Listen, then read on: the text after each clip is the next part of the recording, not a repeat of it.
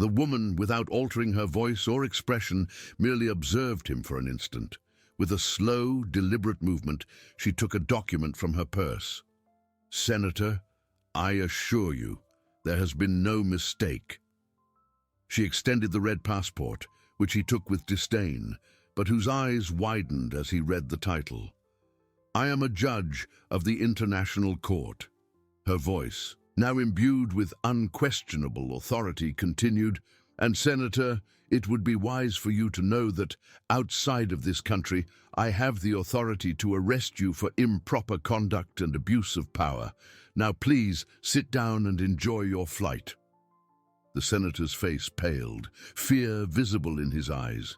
He stammered, unable to form a sentence, and retreated, defeated, to his own seat. The silence that followed the senator's humiliated retreat was heavier than any noise.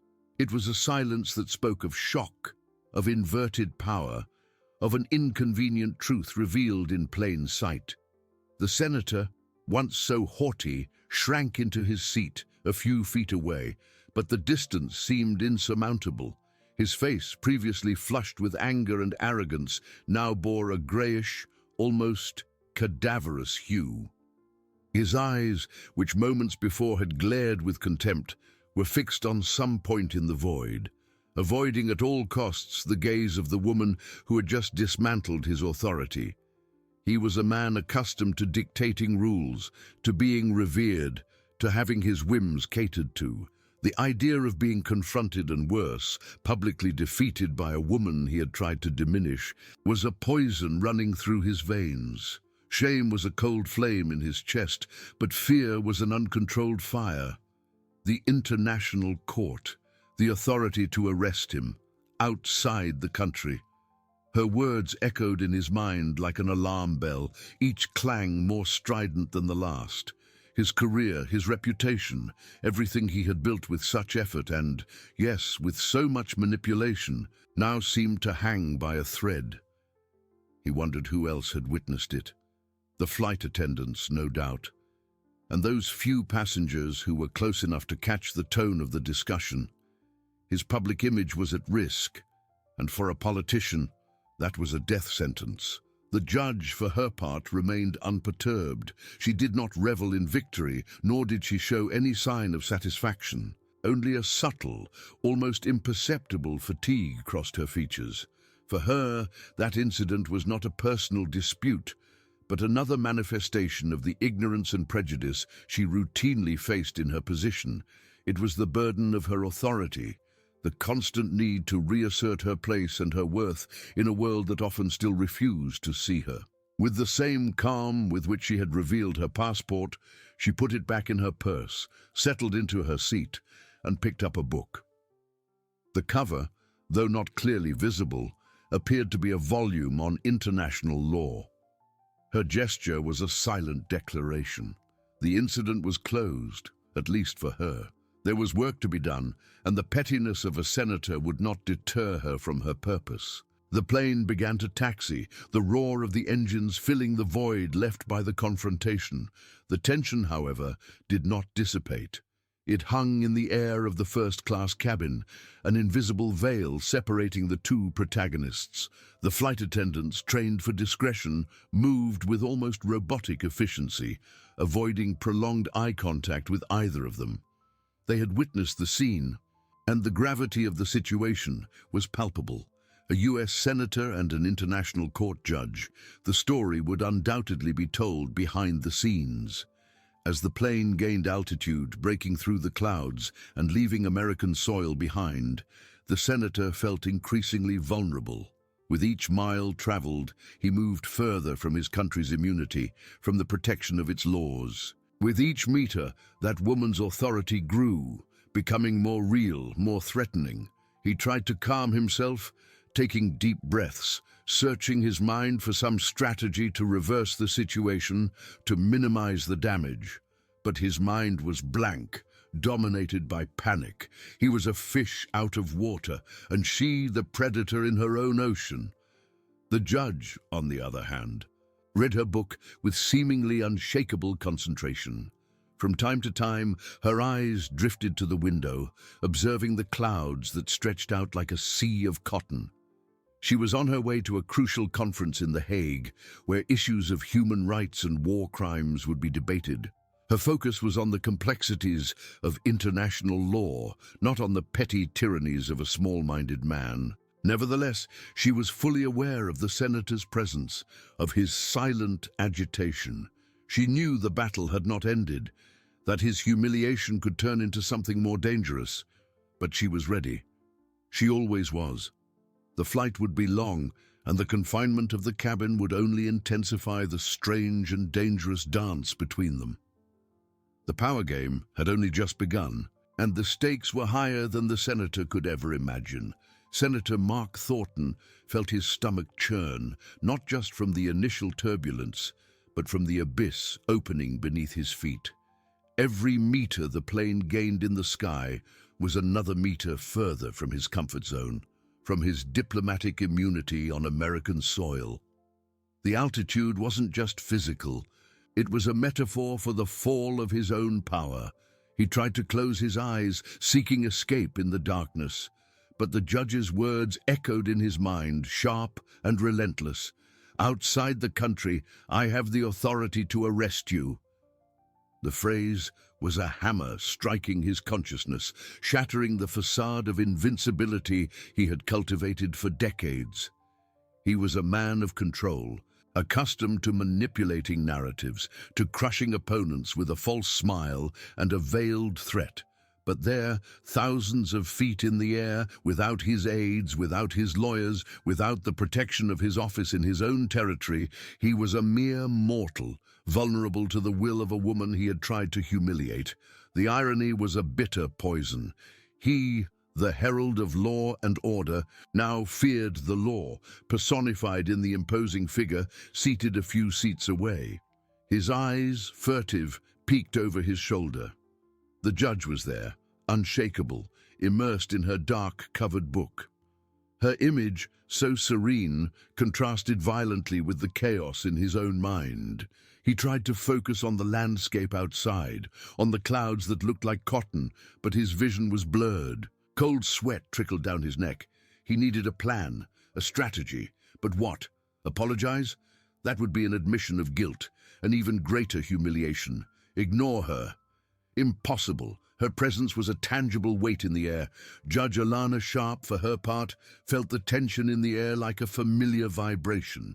It wasn't the first time she had faced male arrogance, veiled or explicit prejudice. Her life, her career, had been a series of silent and not-so-silent battles to assert her place, her competence, her humanity.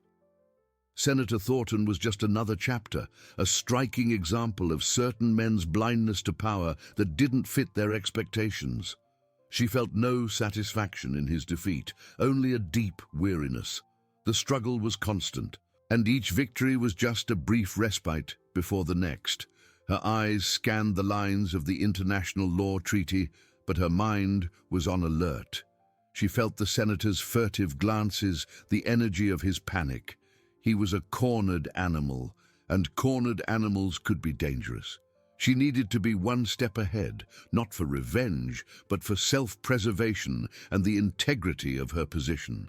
The conference in The Hague was crucial, and she would not allow the pettiness of one man to divert her from her purpose. The in-flight service began, a welcome distraction for other passengers, but an uncomfortable interruption for the senator. He refused drinks, food, anything that might require interaction. His throat was dry, his appetite non-existent. He needed to think, but his mind raced in circles, finding no escape. With every plane noise, every crew movement, he flinched, wondering if anyone else had noticed the gravity of the situation, if the story was already spreading. Reputation was everything to a politician, and his was in tatters. He imagined the tabloids, the news, the headlines. Senator X humiliated by international court judge. The image of his career crumbling was more terrifying than imprisonment itself. He wondered if she would really arrest him. She had the power, yes, but would she have the audacity, the courage? He had underestimated her once, and the cost had been high. He would not make the same mistake again. Alana Sharp, for her part, accepted an herbal tea. The warm steam rising from the cup was a small comfort. She watched the senator from the corner of her eye as the flight attendant moved away. He was pale, sweating, his posture rigid and defensive. His fear was palpable, almost a smell in the air. She knew he was calculating, searching for a weakness, an opportunity, but she would offer none. Her strength lay not in aggression, but in unshakable calm, in the silent authority that emanated from her. The flight was long, and night began to fall outside, painting the sky in shades of purple and orange. The cabin, with its soft lights, seemed like a bubble isolated from the world, a stage for the silent drama unfolding. The senator, in his agitation, picked up his phone, but hesitated. Who would he call? His aides couldn't do anything outside the country. His lawyers? The situation was unprecedented. He was alone, and the solitude was a heavy burden. He leaned forward, resting his elbows on his knees, his head in his hands. Shame and fear mingled in a toxic cocktail. He had tried to intimidate, and it was he who had ended up intimidated. The judge, without lifting her eyes from her book, felt the change in his posture. It was a sign of defeat, perhaps of surrender, but she knew that the mind of a man like Thornton was a labyrinth of pride and self-preservation. The power game had not ended. It had merely entered a new, more subtle, more dangerous phase, where every silence, every furtive glance, every breath carried the weight of an imminent confrontation. Fate, or perhaps justice, had confined them together, and the long flight would be the crucible where the true nature of both would be revealed. Senator Mark Thornton felt the rarefied air of the cabin not only in his lungs, but in his soul. Every breath was an effort, a reminder of the trap he was in. The silence, once a luxury in first class, was now a weight, filled only by the constant hum of the engines and the echo of his own failures. He tried to re-evaluate the situation, searching for a crack in the judge's armor, a weak point he could exploit. But she was a fortress. Her calm was insurmountable, her authority unquestionable.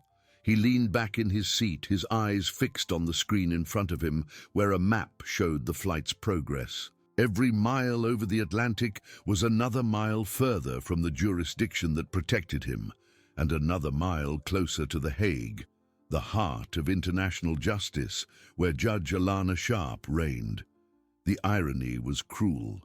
He, who had always seen himself above the law, was now at its mercy, personified in a black woman he had dared to belittle. Humiliation was a poison running through his veins, mixed with fear. His mind, accustomed to devising complex strategies and anticipating the moves of his political adversaries, was paralyzed. He couldn't think of a single move that wouldn't make him appear even weaker, even guiltier. Apologizing now would sound like an acknowledgement of his guilt, a public confession of his prejudice. Ignoring her was impossible. Her presence was a force field that enveloped him. He felt like a cornered rat, with the predator observing his every move, waiting for the right moment for the final strike. The small, sterile airplane lavatory, with its fogged mirror and cold light, offered no refuge. On the contrary, it amplified his agitation. He leaned on the sink, his hands trembling as cold water ran over his wrists. His reflected image was that of a cornered man, wide-eyed, pale and sweating. The power he wielded in Washington, the aura of invincibility that surrounded him, had all dissolved in an instant, replaced by a primal fear. He tried to rationalize, to find a legal loophole, a way out. But international law was terrain he rarely trod, and now he was being confronted by its highest authority. The red passport, the symbol of a power that transcended borders, was an image seared into his mind. He couldn't call anyone. His contacts, his lobbyists, his defense lawyers, all were useless there, thousands of feet up, over the Atlantic. He was alone, Solitude was a slow poison, corroding his confidence, his arrogance. Shame was almost as overwhelming as fear. He, Mark Thornton, a man of influence, a pillar of his party, reduced to this. The idea of being arrested, handcuffed, taken to The Hague was a nightmare he never imagined could become real. And all because of a moment of arrogance, of ingrained prejudice he had never bothered to question. He found himself trapped in his own snare. He took a deep breath, trying to calm his racing heart. He needed a plan, any plan. But his mind was blank, only the echo of his own arrogant words and the impassive image of Judge Alana Sharp. He splashed water on his face, the cold a welcome shock. He had to go back. He couldn't hide there forever. But how? With what demeanor? Apologize? That would be a sign of weakness, and he detested weakness. Maintain his posture? Impossible. The mask had already fallen. As he left the lavatory, the narrow aisle seemed even longer. He avoided the gaze of the flight attendants, who seemed to notice his agitation, though they said nothing. Every step towards his seat was a step towards the inevitable confrontation. He could feel her eyes on him, even without looking. It was a sensation of being hunted, of being under constant scrutiny. Alana Sharp, indeed, felt his presence even before he reappeared. The change in the cabin's atmosphere was subtle, yet perceptible. She didn't need to look to know he was returning, his nervous energy preceding him like a wave. She kept her eyes fixed on the darkness outside, but her senses were on high alert. She knew his momentary escape had solved nothing. It had only intensified his anguish. When the senator finally reached his seat, he didn't sit down immediately. Instead, he stopped beside her, a tall, tense figure, casting a shadow over her seat. The silence that followed was heavy, charged with an almost electric tension. The other passengers, most of them sleeping or watching movies, remained oblivious to the drama unfolding mere inches from them. "Judge Sharp," he began, his voice hoarse, a tone she had never heard before, devoid of arrogance, tinged with forced reluctance. He seemed to have rehearsed those words in the lavatory, but they came out with difficulty.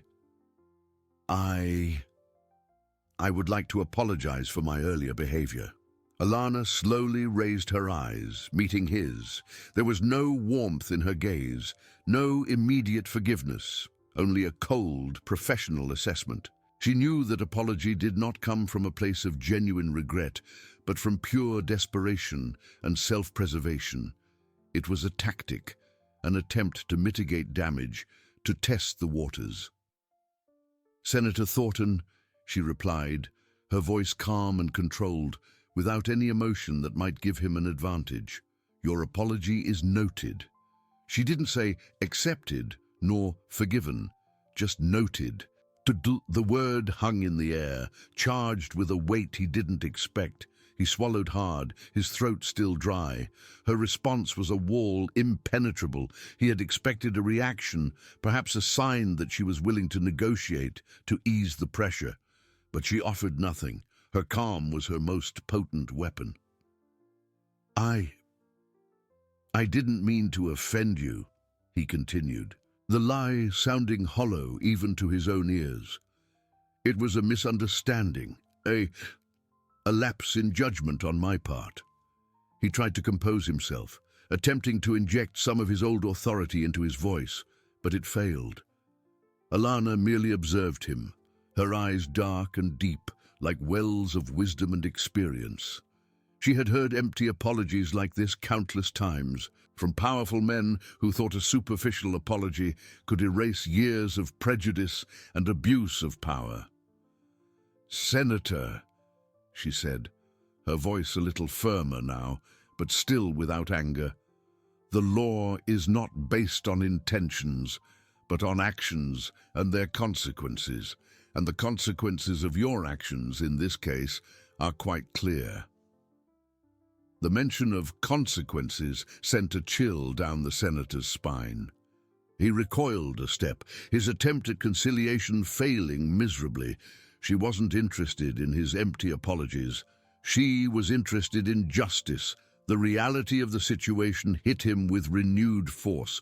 He wasn't dealing with a political adversary who could be manipulated or bought. He was dealing with the law, personified. He sank heavily into his seat, defeat evident in every line of his body. The attempt at apology had been a failure, and he felt even more exposed, even more vulnerable. The power game had completely turned, and he was losing on all levels.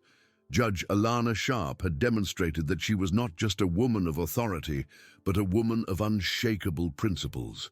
And that was something he, in his life of political compromises and bargains, could barely comprehend.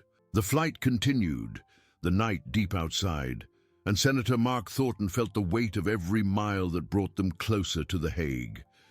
The stillness of the cabin, once merely a backdrop, now seemed like a silent courtroom, where he was the sole defendant, and the judge, the sole judge, observing him with a patience he could not break. The true trial, he realized with a chill, had already begun. The quietude that followed the last exchange of words between Senator Thornton and Judge Sharp was not one of peace, but of a charged silence, foreshadowing a storm. For the senator, the air in the cabin seemed rarefied, each breath an effort. He had exhausted his usual tactics: intimidation, empty apologies, political bargaining. Nothing had worked. The judge was a steel wall, unbreakable, non-negotiable. Her eyes, once merely observant, now seemed to penetrate his soul, stripping bare his arrogance and his fear. What was left? Thornton's mind, accustomed to operating in a labyrinth of strategies and exits, now found itself cornered. He thought of his satellite phone, stored in his brief. Could he call someone? A lawyer? An influential colleague? But for what? For whom? Judge Alana Sharp's authority transcended borders and domestic jurisdictions. A call now would be an act of desperation, a public admission of his defeat, and he knew she would be watching, evaluating every move. He tried to calm himself, closing his eyes again. But images of The Hague, of the International Court, of the legal procedures he so despised in his ignorance, invaded his mind. He, Senator Mark Thornton, in an international defendant's dock. The idea was grotesque, outrageous, but with every mile the plane covered, it became more real, more tangible. The shame would not just be his, it would be a national scandal, an indelible stain on his family, on his legacy. Alana Sharp, for her part, felt the senator's agitation like heat waves emanating from his seat. She didn't need to look to know he was in a panic. It was a pattern she had seen countless times, the powerful, when confronted with a loss of control, thrashing in desperation. Her calm was not indifference, but a discipline forged in years of service to justice. She knew the real battle wasn't about who had more power on the plane, but about the impartial application of the law. The aircraft began a slight descent, an almost imperceptible sign that they were nearing their destination. The captain's announcement, in polished, calm English, informed them of the estimated arrival in The Hague. For most passengers, it was merely confirmation of a successful journey. For the senator, it was the tolling of a funeral bell. His muscles tensed. Time was running out. He opened his eyes, fixing them on the panel in front of him. The cabin lights seemed brighter, more revealing. He needed one last attempt, something that could divert the inevitable course. An insidious idea began to form in his mind, a remnant of his old arrogance. "Judge Sharp," he said, his voice a little hoarse, but with a new layer of manipulation. "Think of the political implications of this, for our country, for international relations. An incident like this, involving a United States senator, could have very serious ramifications, not just for me, but for all of us." Alana turned again, her eyes fixed on his. There was no surprise, only a cold and precise assessment. "Senator Thornton," she replied, her voice maintaining the same controlled inflection, The political implications of your actions are entirely your responsibility. My responsibility, and that of the court, is to ensure that the law is applied. Justice does not bend to political conveniences or veiled threats of diplomatic instability. She paused, and the intensity of her gaze increased. Indeed, Senator, a country's international credibility is built on respect for laws and human rights, not on the impunity of its representatives. If there are ramifications, they will not be the result of my application of the law, but of your blatant disregard for it. Her response was a final blow, crushing any hope of using politics as a shield. He had tried to appeal to patriotism, to the fear of a diplomatic scandal, and she had reversed the argument with impeccable logic. He was naked, defenseless. Senator Thornton felt a cold sweat trickle down his forehead. He had nothing left. The defeat was total, absolute. The plane continued its descent, the lights of The Hague beginning to glimmer in the distance like a beacon of an inevitable destiny. He could feel the pressure in his ears, the slight sway of the aircraft as it prepared for landing. Every second was an eternity of agony. He looked at Alana Sharp one last time. She was not looking at him. Her eyes were fixed on the window, observing the approaching lights, an expression of serene determination on her face. She was the personification of the law, and he, the transgressor. The game was over. The sentence indeed was being written, and the final chapter was about to begin on Dutch soil. Destiny, once an abstraction, now materialized with every meter the plane lost in altitude. The Hague awaited them, and with it, the consequences. The plane plunged through the night clouds, the lights of The Hague emerging like a carpet of jewels scattered in the darkness. For Senator Thornton, each luminous point was a beacon of condemnation, each pulse of light an accelerated heartbeat in his own chest. The pressure in his ears increased, a physical reminder of the inevitability of his fall. He gripped the armrests, his knuckles white, his body tense as a violin string about to snap. This was the end of the line for his impunity, the point of no return. Alana Sharp, in contrast, watched the urban landscape approach with an almost reverent serenity. The lights of The Hague were not threats, but promises. Promises of justice, of order, of a system that, despite its flaws, still sought the truth. She felt the slight vibration of the aircraft, the adjustment of the flaps, the familiar signs of an imminent landing.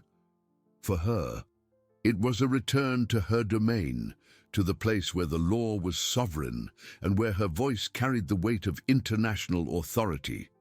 The captain announced the imminent landing, his voice calm and professional, as if nothing extraordinary was about to happen in the first-class cabin. The flight attendants passed, collecting the last items, their polite smiles seeming strangely distant from the silent storm that enveloped the senator. He watched them with wide eyes, almost seeking a last vestige of normality, an escape from the reality that awaited him. But there was no escape. The landing gear descended with a dull thud, the cabin swaying slightly. The sound was that of a guillotine falling for the senator, a sound of relief for the judge. He could smell the kerosene. The air conditioning felt colder, sharper.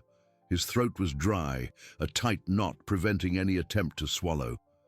He thought of his family, his career, everything that was about to collapse. The arrogance that had defined him for so long now dissolved into a primal, raw, overwhelming fear. With a final jolt, the wheels touched the asphalt. A deafening roar of the reverse thrusters filled the cabin, pushing the senator deeper into his seat, as if the aircraft itself was trying to contain him. He closed his eyes, wishing time would stop, that the plane would ascend again, that it was all just a nightmare. But the sound diminished, replaced by the soft drag of tires on the asphalt as the plane taxied towards the gate. Alana Sharp remained motionless, her posture erect, her hands resting calmly on the blanket. She could feel the senator's gaze on her, but did not return it. Her focus was on what would come next. The law was not just an abstract concept. It was a series of procedures, of steps to be followed with precision, and she was ready to execute them. The plane stopped. The silence that followed the shutdown of the engines was almost more oppressive than the noise. It was a silence charged with expectation, with destiny. Passengers began to stir, unfold blankets, retrieve their carry-on bags, oblivious to the gravity of the moment unfolding in first class. Senator Thornton felt a shiver run down his spine. He tried to take a deep breath, but the air felt too thick. His mind raced in circles, searching for an exit, a last maneuver. But there was none. He was cornered, not by walls, but by the consequences of his own actions. The cabin door opened with a soft hiss, revealing the jet bridge. Terminal lights flooded the space, and with it, the silhouettes of waiting figures.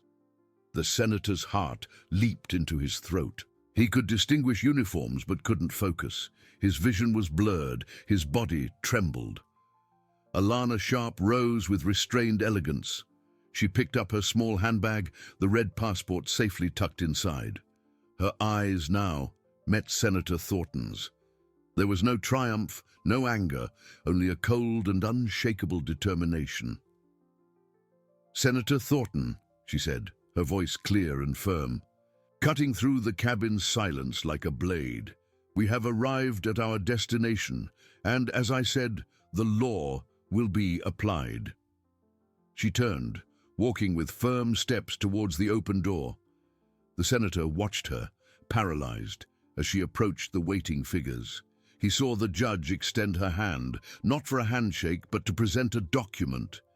And then he heard the words, spoken in Dutch, but with a clarity that pierced his panic. "Judge Alana Sharp, I have an international arrest warrant for Senator Mark Thornton." The uniformed figures, whom he could now identify as officers of the Royal Netherlands Military Police, nodded in acknowledgement. One of them, a tall, serious man, stepped forward, his eyes fixed on the senator. Senator Thornton felt the ground disappear beneath his feet. Reality, so brutal and relentless, finally caught up with him. The game was over, and the sentence, he knew, would be executed. He was in The Hague, and there was nowhere left to run. The air in the cabin, once a climate-controlled refuge, transformed into an echo chamber for Alana Sharp's final words. "I have an international arrest warrant for Senator Mark Thornton." The phrase, spoken in Dutch, but with a clarity that transcended the language barrier, resonated in the senator's mind like a final verdict. His already tense body stiffened further. He was paralyzed, a spectator to his own ruin.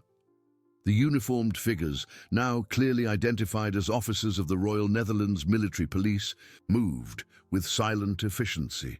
The tall, serious man, whom Alana had greeted, took another step forward, his blue eyes piercing the senator with unquestionable authority.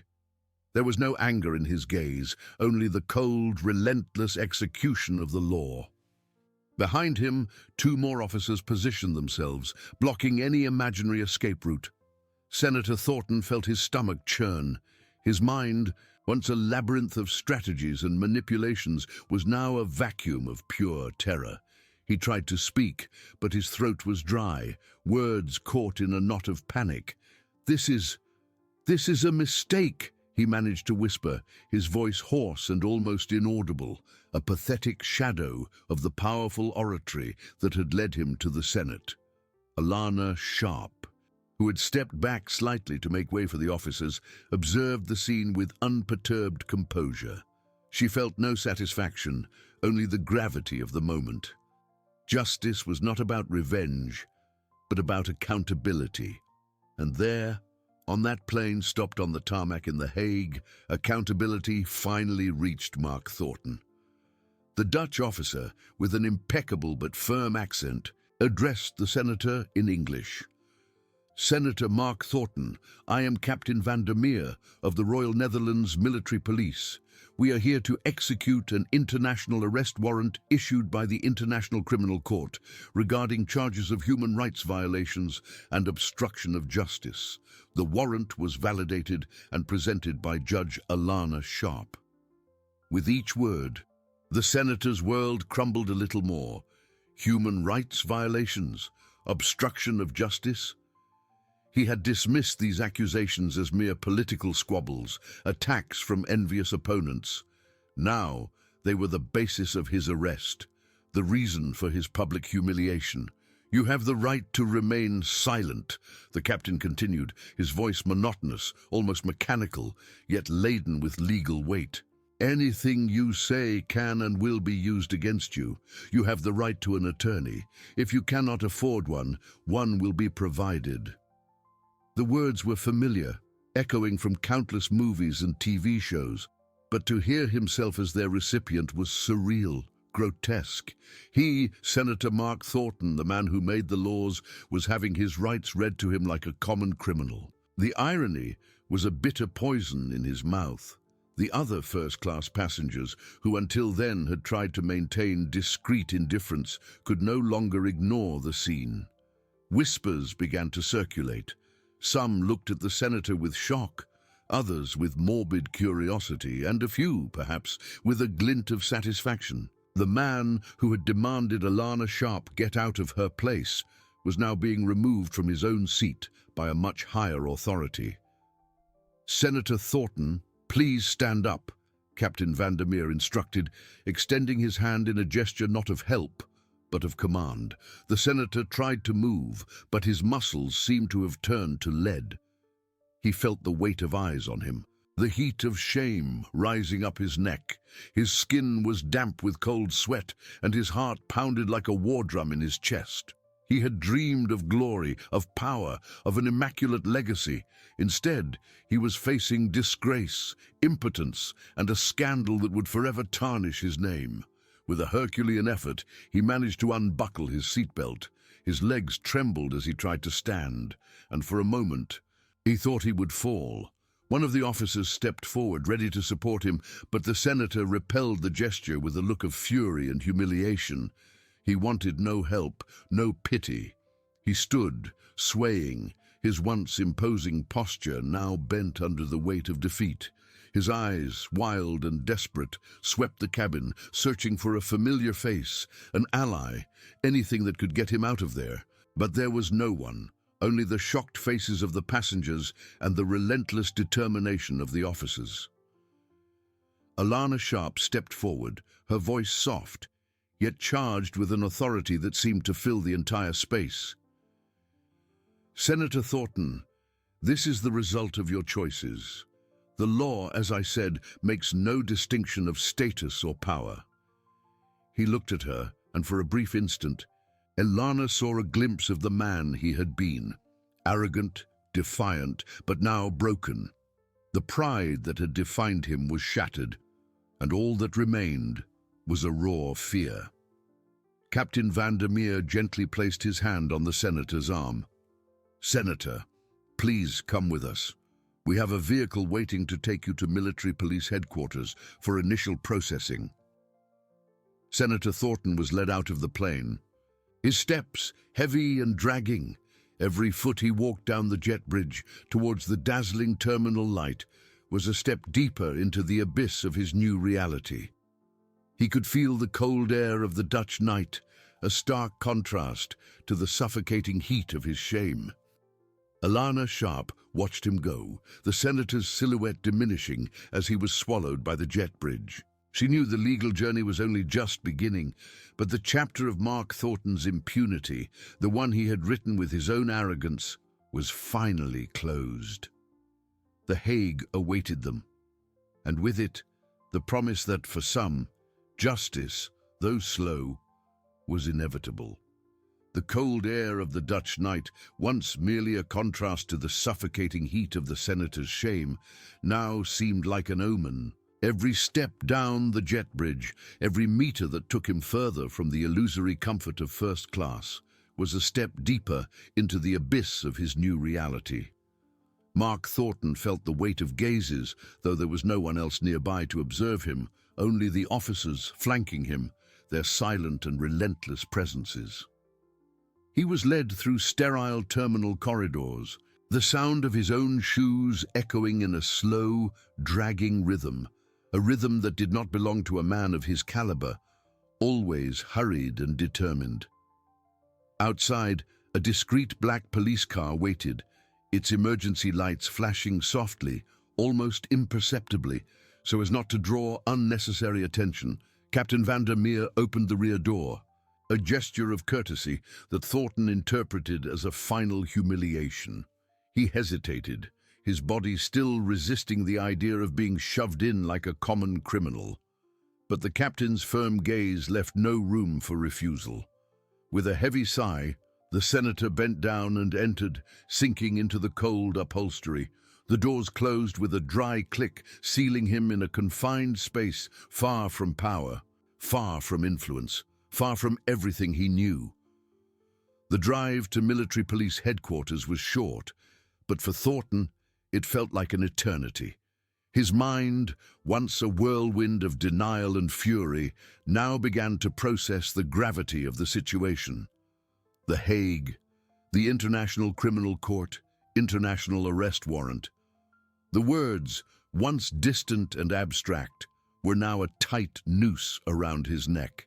He, a United States senator, was being taken to a foreign prison, under accusations he had always believed were beneath him. Meanwhile, Alana Sharp watched the police car drive away. For her, the moment was not one of triumph, but of a deep and weary sense of duty fulfilled. She had promised that the law would be applied, and she had delivered. But she knew this was only the first act of a much larger drama. Justice, especially at an international level, was a slow, meticulous, and often brutal process. Public scrutiny would be relentless, and the legal battle fierce. She felt the weight of responsibility not just for Thornton, but for all those he had harmed, whose voices she now represented. At military police headquarters, the atmosphere was one of cold, dispassionate efficiency.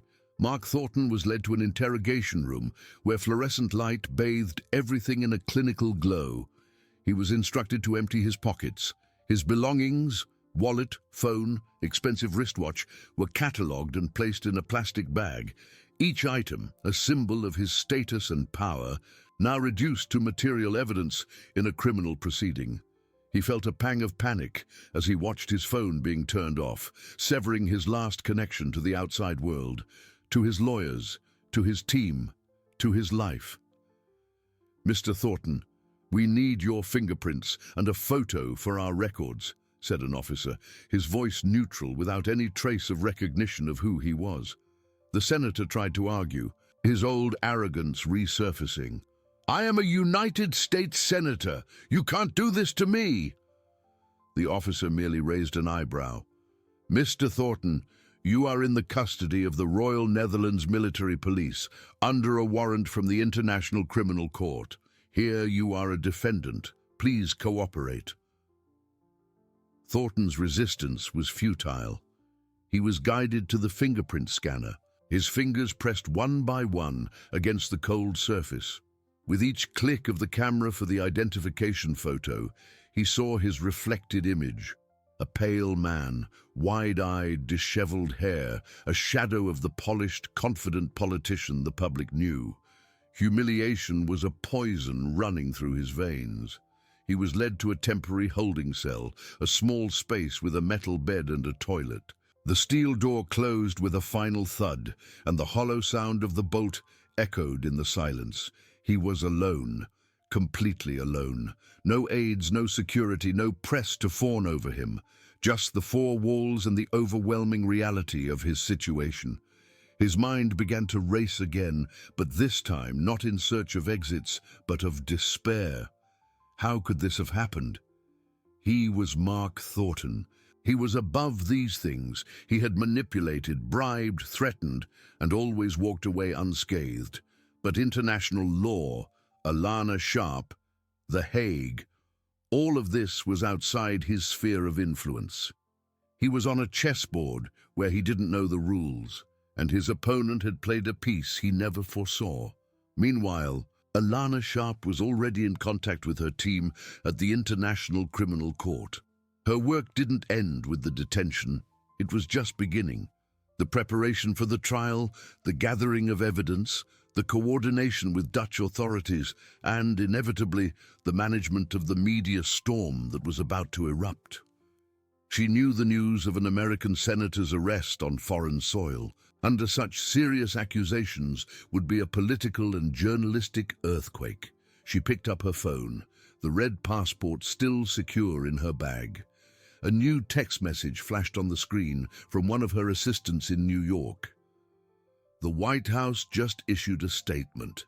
They are shocked and seeking urgent clarification regarding Senator Thornton's detention. Alana sighed. The battle was only just beginning. But for the first time in a long time, she felt that the scales of justice were finally beginning to tip in the right direction.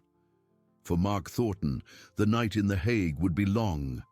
And for the world, the revelation of his fate would be a reminder that, in some corners of the planet, the law truly was blind.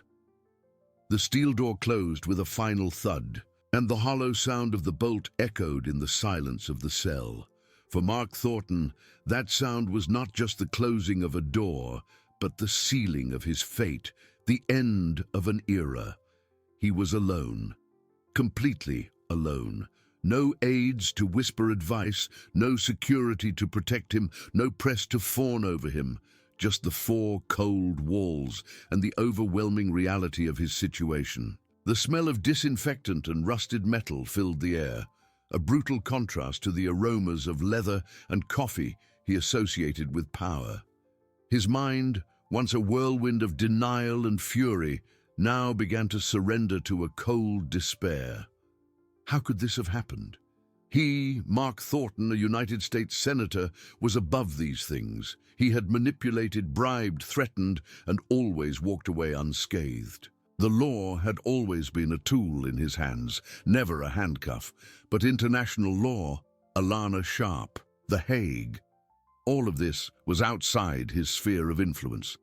He was on a chessboard where he didn't know the rules, and his opponent had played a piece he never foresaw, a powerful red piece.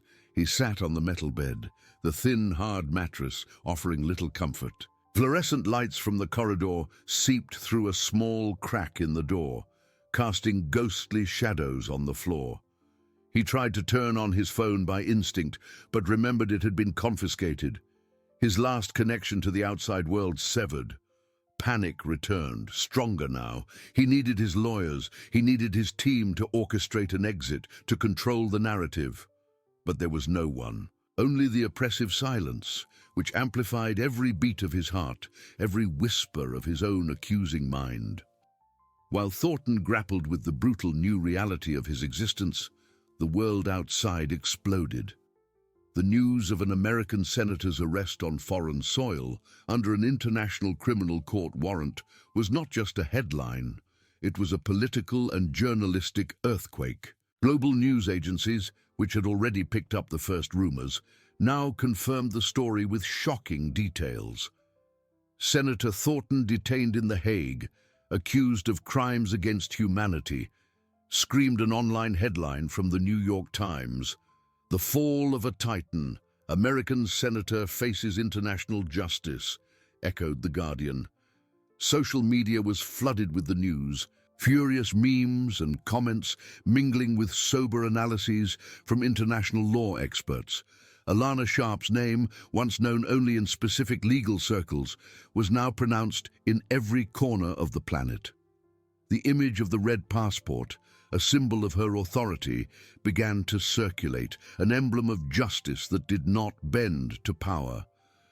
The White House, as Alana had predicted, was in an uproar. The initial statement of shock and seeking urgent clarification quickly evolved into a series of closed-door crisis meetings. The president was under immense pressure. To openly condemn Thornton would be an implicit recognition of the ICC's jurisdiction over an American citizen, something the US had always resisted. To defend Thornton, on the other hand, would be to endorse a man accused of heinous crimes and alienate international allies. It was an unprecedented diplomatic trap. In the corridors of the International Criminal Court, Alana Sharp was already in battle mode. The moment of personal triumph had passed, replaced by the gravity of the task ahead.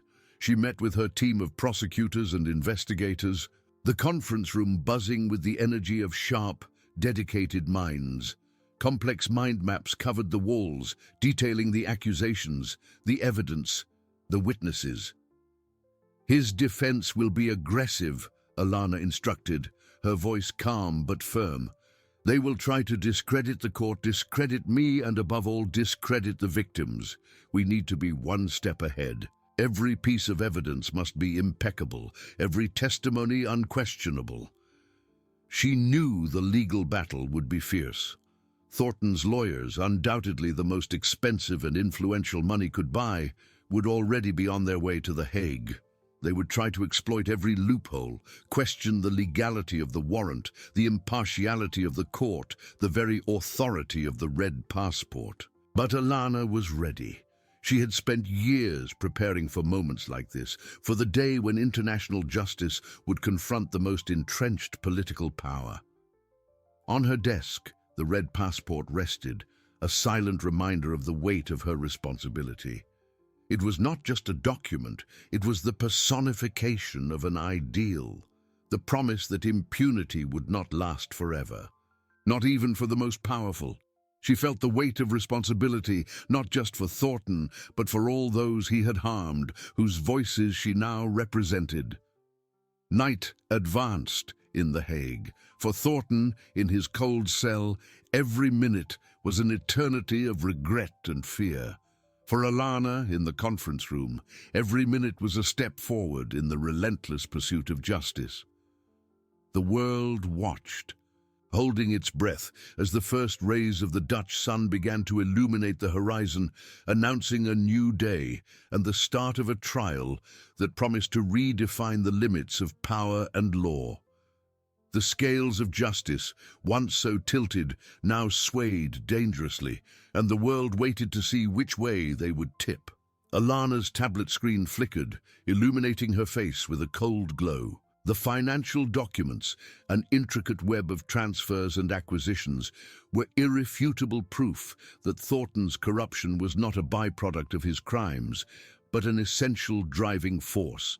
Every transaction, every offshore account, every hidden property told a story of rampant greed, of diverted resources that should have reached the most vulnerable, but instead funded a life of luxury and power for the senator and his accomplices. It was the missing connection, the link between political manipulation and human suffering, solidifying the basis for the accusations of crimes against humanity. It wasn't just about the violation of rights, but about the systematic theft of a nation's hope and future. "This changes the game," Alana murmured, not to her team, but to herself, her voice almost a whisper of chilling satisfaction. The team, attentive, waited. These documents not only prove money laundering and corruption, but also the motivation behind his predatory policies. He wasn't just seeking power, he was seeking personal enrichment through exploitation. This validates every testimony, every tear shed. She turned to the mind map, drawing new connections with a pen.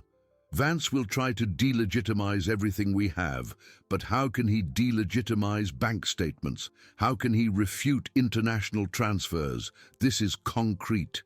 This is irrefutable. Meanwhile, in Washington, the White House was ablaze. News of Thornton's arrest was already a disaster, but the first leaks about the nature of the charges, not just corruption, but crimes against humanity, were causing widespread panic. The president, in an emergency meeting with his closest advisors, slammed his hand on the table, frustration evident on his face. How could we have allowed this to happen? An American senator in foreign custody, accused of war crimes. This is a national humiliation. The Secretary of State, a man with a tired countenance and decades of diplomatic experience, tried to calm the mood. Mr. President, the situation is delicate. If we openly defend him, we will be endorsing his actions and undermining the ICC's credibility, which would alienate our European allies. If we abandon him, the conservative base will devour us alive, and we will set a dangerous precedent for international jurisdiction over American citizens. He paused. The best strategy now is to maintain distance, express concern, and demand a fair process, while working behind the scenes to mitigate the damage. But damage mitigation seemed increasingly impossible. European and Asian newspapers already blared condemnatory headlines, and even the American media, previously more restrained, began to question Thornton's integrity, reviving old scandals and suspicions. The image of Alana Sharp's red passport, once a symbol of distant authority, was now an icon of global justice, a reminder that not all power was untouchable. In the cold cell, Thornton heard the door creak open. His heart raced. It was a guard, but behind him, the unmistakable silhouette of a tall, elegant man. Elias Vance had arrived. Thornton felt a flicker of hope, a spark of his old arrogance. "Vance! Finally! Get me out of here! They can't do this to me!" Vance, in his impeccable suit and with a gaze that seemed to analyze every molecule of the environment, barely managed a smile. "Senator Thornton, it's a pleasure to see you, despite the circumstances. And yes, they can, and they are." His voice was calm, controlled, with a polished British accent that contrasted with Thornton's anguish. "My team is on its way. We are already preparing the motion to annul your arrest. But I need you to be frank with me, absolutely frank. Every detail, no matter how small, could be crucial." Thornton, accustomed to dictating terms, felt strangely diminished. Vance's presence, though a relief, also was a reminder of the gravity of his situation. He was no longer in control. "I'm innocent, Vance. This is a political farce, a witch hunt." Vance raised an eyebrow, a subtle gesture that spoke volumes. "Senator, innocence is a concept that the International Criminal Court interprets quite broadly. Our goal now is to question the legality of the process, the court's jurisdiction, and the validity of the evidence. We will sow doubt. We will discredit the accusers. We will turn this into a media circus that the court cannot bear. But to do that, I need facts. All the facts." The next day, the ICC's preliminary hearing room was packed. Journalists from around the world jostled. Cameras flashed, and the tension was palpable. Elias Vance, flanked by his team of elite lawyers, seemed the epitome of confidence. He addressed the court with impeccable posture, his voice resonating with authority as he presented the motion to annul Thornton's arrest. "Your Honors," Vance began, his voice calculated to be heard by every microphone. "The defense argues that Senator Mark Thornton's arrest was carried out in flagrant violation of international law and the principles of national sovereignty. The arrest warrant, though issued by this court, disregards the diplomatic immunity of a member of the United States Congress and the absence of ICC jurisdiction over citizens of countries that have not ratified the Rome Statute." He continued, weaving a narrative of political persecution and abuse of power, attempting to paint Alana Sharp and the court as instruments of an anti-American agenda. Alana Sharp, seated at the prosecution table, listened with an almost unsettling calm. She had anticipated each of these arguments. Her gaze met Vance's for a brief moment, a spark of silent defiance between the two legal titans. She knew the first battle was crucial. It wasn't just about the legality of the arrest, but about establishing the court's authority and the validity of her red passport. When it was her turn to speak, Alana rose, the image of composure and determination. "Your Honours," she began, her voice clear and firm, without any trace of hesitation. Senator Thornton's defense attempts, once again, to use the rhetoric of sovereignty to obscure the reality of impunity. The Rome Statute is clear. Crimes against humanity transcend national borders. Diplomatic immunity does not extend to individuals accused of such atrocities. And as for jurisdiction, the warrant was issued based on substantial evidence that Senator Thornton committed crimes that affect the international community as a whole. Crimes that the domestic justice system of the United States, for reasons not for this court to judge, was unable or unwilling to prosecute. She paused, allowing her words to settle. Furthermore, the cooperation of the Dutch authorities in executing the warrant was impeccable and fully in accordance with international law. The arrest was legal, justified, and necessary. And, as the court will soon have the opportunity to see, the evidence supporting these accusations is overwhelming and irrefutable. Alana knew that the reference to the new financial documents, not yet made public, was a subtle provocation, a promise that there was more to come. The scales of justice, which Vance hoped to tip with his oratory, now seemed firmer than ever, supported by a truth that was about to be revealed to the world. The game had only just begun, and Alana was ready for every move. The courtroom, which moments before seemed a stage for a duel of rhetorics, fell silent. Alana's subtle provocation, the mention of overwhelming and irrefutable evidence that the court would soon have the opportunity to see, did not go unnoticed. Elias Vance, with his impeccable posture, felt the air change. His eyes, previously focused on the judges, shifted to Alana, a spark of recognition and caution in his gaze. He knew she wasn't bluffing. Vance composed himself, a forced smile on his lips. "Your Honours," he resumed, his voice a little more tense. "The defense welcomes any new evidence the prosecution intends to present.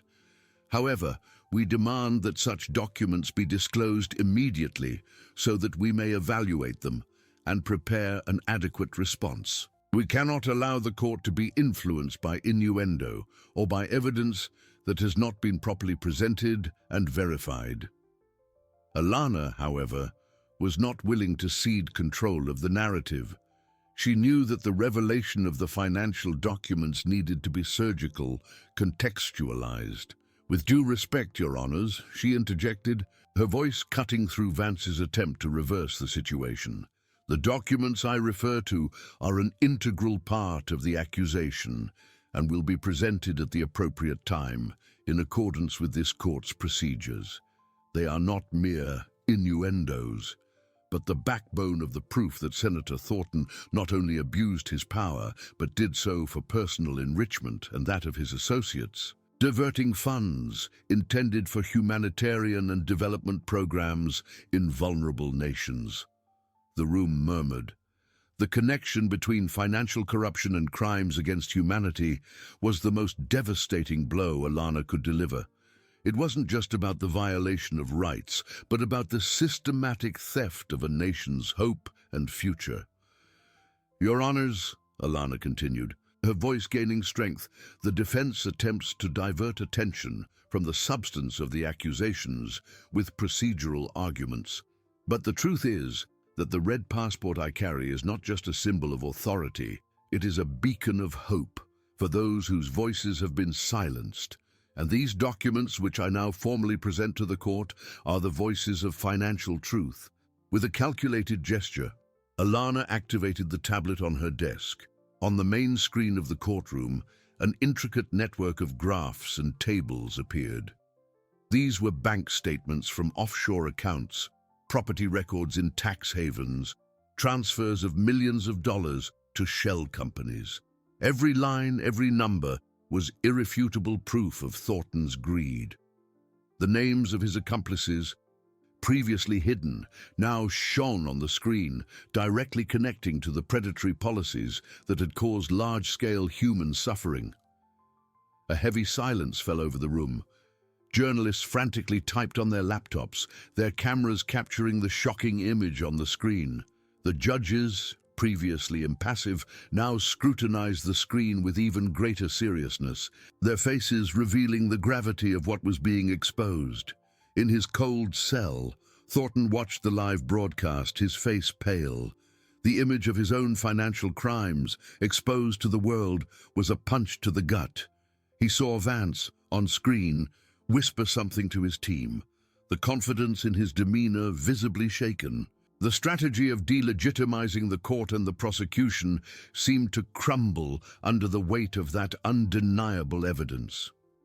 "These documents," Alana declared, her voice resonating with the authority of one who holds the truth, "not only prove money laundering and corruption, but also the motivation behind his predatory policies. He wasn't just seeking power. He was seeking personal enrichment through exploitation. This validates every testimony, every tear shed." Vance's team, once so sure, now seemed in disarray. Vance himself, a master orator, seemed momentarily speechless. The revelation was a direct blow to the narrative he was trying to construct, that of unfounded political persecution. How could he delegitimize bank statements? How could he refute international transfers? This was concrete. This was irrefutable. In the Oval Office, the president watched the broadcast with an expression of despair. "This is a disaster," he murmured to his Secretary of State, who slowly shook his head. "There's no way to protect him now, not without sinking the whole ship." The image of Alana Sharp's red passport, once a symbol of distant authority, was now an icon of global justice, a reminder that not all power was untouchable. The presiding judge, a woman with an austere countenance and penetrating gaze, cleared her throat. "Prosecutor Sharp, the court acknowledges the presentation of these documents and their relevance to the accusations. The defense will have time to review and prepare its response. However, at this moment, the motion to annul Senator Thornton's arrest is denied." A collective sigh swept through the room. The first battle was won. The court's authority and the validity of Alana's red passport had been reaffirmed. Vance's face hardened, but he nodded, accepting the temporary defeat. He knew the war was far from over, but the ground had shifted dramatically. Alana looked at Vance, a glimmer of satisfaction in her eyes. She knew the battle would be long and brutal, but she was not alone. The voices of the victims, the eyes of the world, and now the raw truth of the documents were all on her side. In The Hague that day, hope was about to transform into action. The red passport was not just a symbol of authority.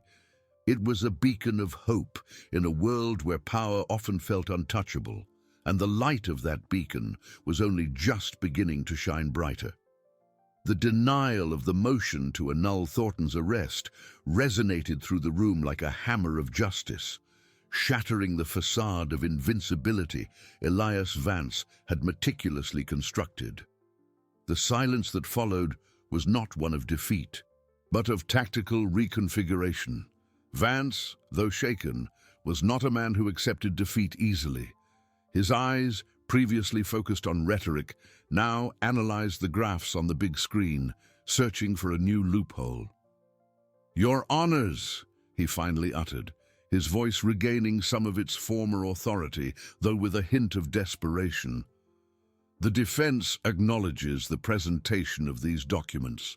However, we argue that while they may indicate financial misconduct, they do not by themselves prove crimes against humanity.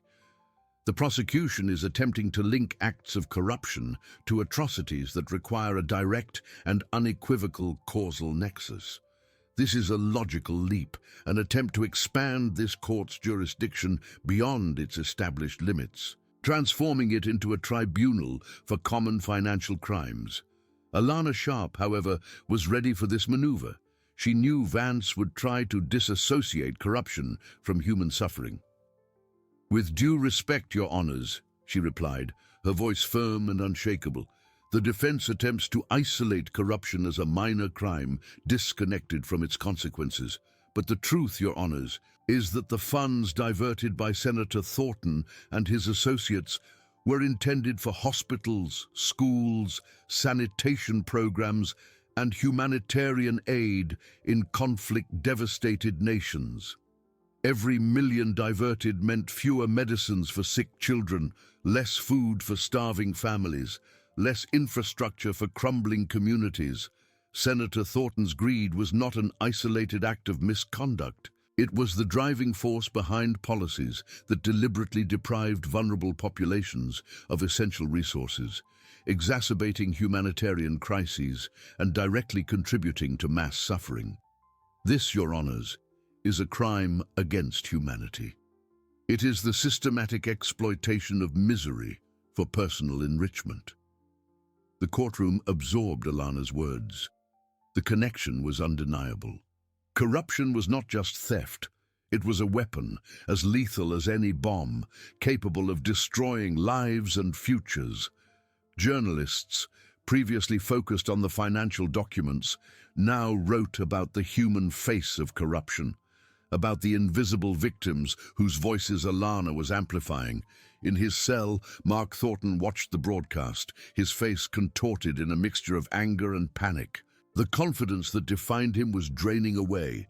He tried to call Vance, but his lawyer was busy in a frenzy of consultations with his team, trying to find a new strategy.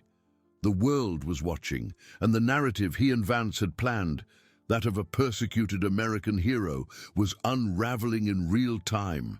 In the Oval Office, the President of the United States made a difficult decision. International pressure was immense, and the US's image was at stake. "We can no longer protect him," he told his Secretary of State. "The political cost is too high. Prepare a statement.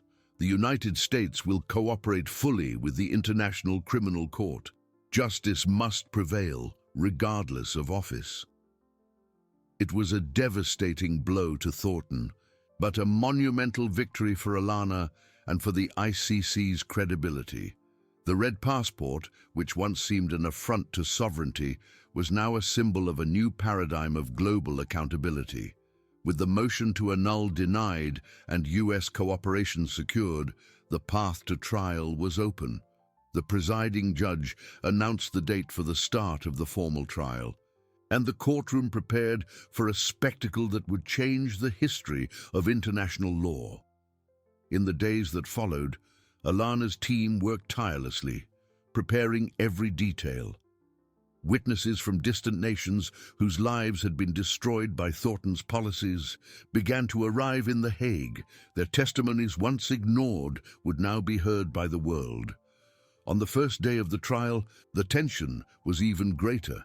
Alana Sharp, in her opening statement, did not focus solely on the financial documents, but wove a tapestry of human suffering and unbridled greed. "Your Honors," she began, her voice echoing with the gravity of the occasion, "this trial is not just about one man. It is about the principle that no one is above the law, no matter how powerful. It is about the promise that justice, though often slow, will eventually reach those who abuse their power to inflict suffering. The evidence we will present is not just bank statements. It is the tears of mothers, the cries of children, the stolen hope of entire nations. The red passport I carry is a reminder that humanity has a voice and that voice demands accountability." Vance tried one last gambit, arguing that Thornton was a scapegoat, a victim of a global political agenda. But his oratory, once so convincing, now seemed hollow before the mountain of evidence and the emotional testimonies that would follow. The strategy of delegitimizing the court had failed. Now he was fighting against the raw, unvarnished truth. The trial stretched on for weeks, each day revealing more layers of Thornton's web of corruption and cruelty. Global media broadcast every moment, and the world watched, shocked and outraged. The image of Alana Sharp, the black judge with the red passport, became an icon of justice and resilience.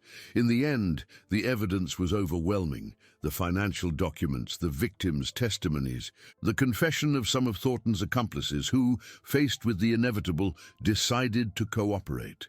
The scales of justice tipped decisively. The final verdict, when it was read, was unanimous. Guilty. Guilty of crimes against humanity.